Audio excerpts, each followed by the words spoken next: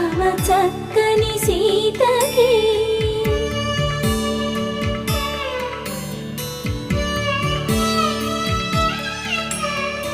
ఎర్ర జాబిలి చేయి రాముడేడని అడుగుతుంటే